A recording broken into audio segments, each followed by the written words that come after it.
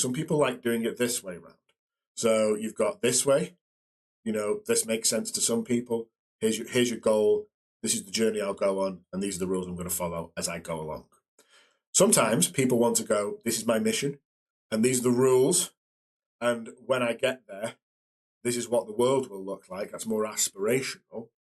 And then once I know the rules I'm going to follow, what I'm trying to achieve, and what the ending will look like, I'm going to fill in the gaps in between.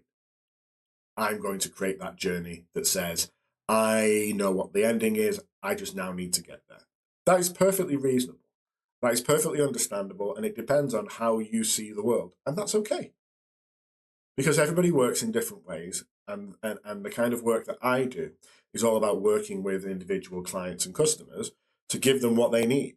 Another way of looking at it is to think more about the doing words, the verbs. Mission is, what do I want to achieve? What's my achievement? Values is, what structure am I going to use by? My vision is, what's the outcome at the end of the machine? And then the mission statement is the description. All of the three things I've just said are identical in terms of what it actually is. But depending on how you see the world will depend on how you see this. And it will also affect what your mission is, because your mission as a business leader or as a business person or as a charity runner or as a public sector organization, this means something to you. And so it needs to be in your language. You should do this with your staff. You should do this with your employees. If you're a one-person company, that's okay. But if you've got 25 people, 2,500 people, in my opinion, everybody needs to know what this means. Everybody needs to have an input and a say on this. And that's where it becomes even more difficult, but ultimately massively rewarding. We go back to the previous thing that we were saying about having different departments and them all needing to know what the mission is and how they fit into the mission statement, and what rules they have to deal with when they get there.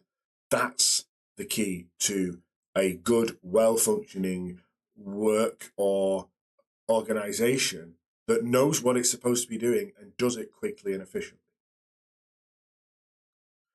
The great thing about this is every story ever told is based on this.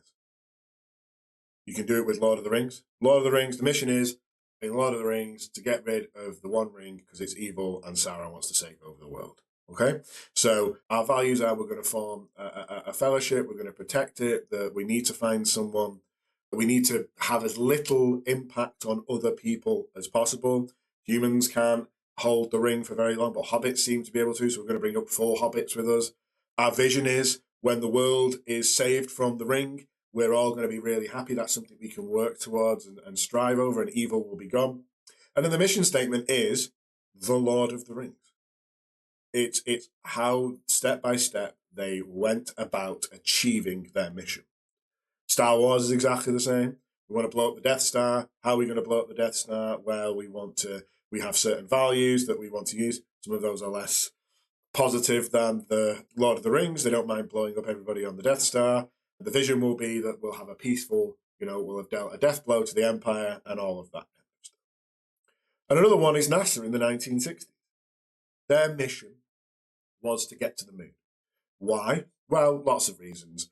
Mainly, they didn't want the Russians to get there first, but also they wanted to develop new technology. Their values were, astronaut safety is incredibly important. When Apollo 1 disaster happened, they spent a long time checking whether it was right. The next manned mission was Apollo 8. The vision will be, we'll have got to the moon, we'll have invented loads of technology. The Russians won't have got there first. And the mission statement is the step-by-step guide. And what that does for NASA is it allows everybody there to go, does this get us closer to our mission or not? And if it does get us closer to the mission, let's do it. And if it doesn't get us closer to our mission, let's not do it.